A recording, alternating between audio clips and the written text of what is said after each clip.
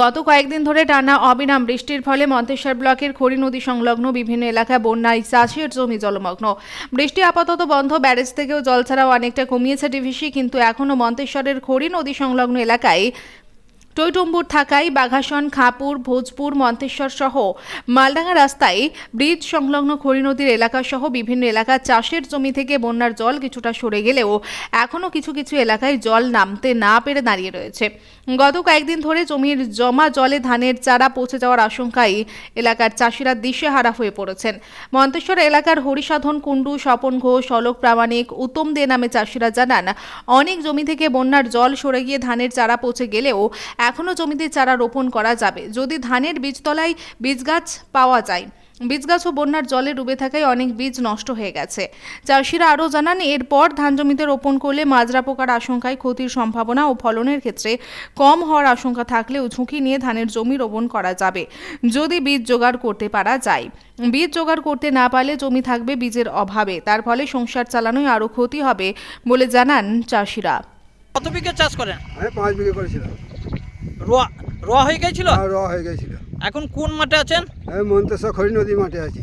আপনার জমি কি বন্যার জলে ডুবে গিয়েছিল? আর ডুবে গেছিল। তা কবে কি ডুবেছিল? 5 বিঘাই ডুবে গেছিল। এখন কি অবস্থা আছে জমি? এখন রোয়া খুব খারাপ অবস্থা। বন্যার জল সরে গেছে? বন্যার জল সরে গেছে, রোয়া খুব খারাপ অবস্থায় আছে। রোয়া নষ্ট হয়ে যায়? আর রোয়া অনেক নষ্ট হয়ে গেছে, 3 ভাগে নষ্ট হয়ে গেছে, 1 ভাগ হয়তো আছে। ক বিঘের মতন? 5 বিঘের মতো গেলে রোয়াবো, নাহলে পড়ে থাকবে, নইলে চাষ হবে না। চাষ হবে না। বিঘে চাষ করেন? 5-6 বিঘে চাষ করি। এখন কি চাষ সব হয়ে গেছিল? সব হয়ে গিয়েছিল, রোয়া হয়ে গেছিল? সব রোয়া হয়ে গিয়েছিল। এখন কোন মাঠে এসেছেন? আমার খড়ি নদীর ধারে এসেছি। পচে গেছে, পচে গেছে? সব পচে গেছে। আর বীজ বীজ ছিল নাকি? না, বীজও ছিল, বীজও পচে গেছে সব। পচে গেছে। 20 বিঘের মতন। এখন কোন মাঠে এসেছেন? মালনা ঘাটে মাঠে ওই খড়ি নদীর কাছে। এই বন্যার জলে আপনার জমি ডুবেছিল? আর 8 বিঘে মতো ডুবে গেছিল, তলিয়ে গেছিল। রোয়া জমি? রোয়া জমি। এখন জমি থেকে কি জল সরেছে? না, এখনো জল কিছু কিছু নিতে আছে, কিছু কিছু মরে গেছে।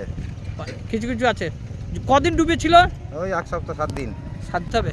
তা নতুন করে রোয়ালে যে ফলন বেশি হবে? কিন্তু বীজ পাবো কোথায়, সব জমি এত রোয়াবো কি করে? মন্তেশ্বর ব্লক কৃষি দফতরের আধিকারিক হরষিত মজুমদার জানান, যেসব জমিতে জল দাঁড়িয়ে রয়েছে সেখানে চাষ দেরিতে শুরু হয়, তবে আগস্ট মাস জুড়ে ধান রোপণ করা হয়, ফলে অসুবিধা হবে না বলে জানান কৃষি আধিকারিক। চাষিদের একাংশের দাবি, প্রতিটা মরশুমে প্রাকৃতিক বিপর্যয়ের শিকার হতে হচ্ছে চাষিদের। আপনি একজন চাষি? হ্যাঁ, আমি একজন চাষি। মানে কত বিঘে চাষ করেন? আমার 8-9 বিঘে মতন চাষ ছিল। কোন মাঠে চাষ? আমার এই মাঠেই চাষ ছিল সব। এই যে দেখছেন, এগুলো সব আমার। এখন কোথায় রয়েছেন? এখন এই মন্তেশ্বর মাঠে আছি। আমাদের এই খড়ি নদী থেকে বৃষ্টির জলে বন্যা দেখা দিয়েছিল।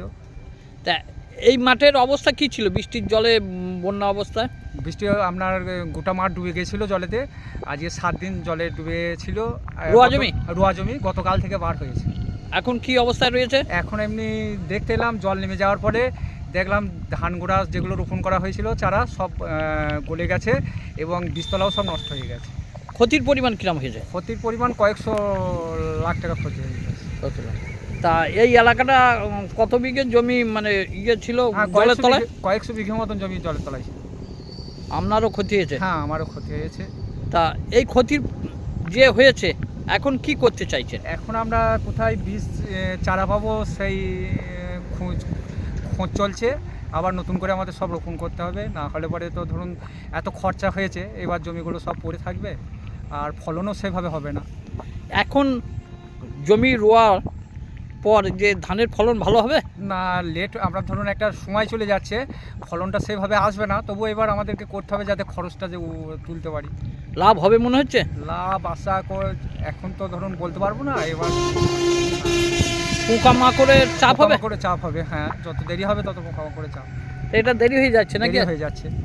তা বীজ কিরম আছে? বীজ চারাও সব নষ্ট হয়ে গেছে। এবার বীজ চারা, ওই বীজ চারা এখন রোপণ করতে গেলে 10 দিন সময় দিতে হবে। তা আপনার কি বীজের চারা রোপণ করে রোয়া হবে নাকি না? না, বীজ আমাদের কোথাও খুঁজে দেখতে হবে। উঁচু এলাকায় যদি কারো কোথাও বীজ পায়, সেই খোঁজ চলছে, এনে যদি রোপণ করা হয় এই বীজ আর হবে না আর কি। তা বীজ যদি না পাওয়া যায় সব জমির চাষ হবে না, বীজ যদি না পাওয়া যায় সব জমি চাষ হবে না। তা কি মানে আপনারা কি চাইছেন? সরকার কিছু সাহায্য করলে পরে বীজ চারা দিয়ে যে আমরা কীভাবে জমিগুলো আবার চাষ করতে পারি, তার ব্যবস্থা করে দিলে খুব ভালো। ভালো। কোথাও জানিয়েছেন নাকি? না, আমাদের কোথাও জানানো হয়নি, চারা খোঁজ চলছে। দেখে গেছে না, দেখে কৃষি গেছে। দপ্তর। কি নাম আপনার? স্বপন ঘোষ। মন্তেশ্বর থেকে জ্যোতির্ময় মণ্ডলের রিপোর্ট, সুন্দর বাংলা নিউজ।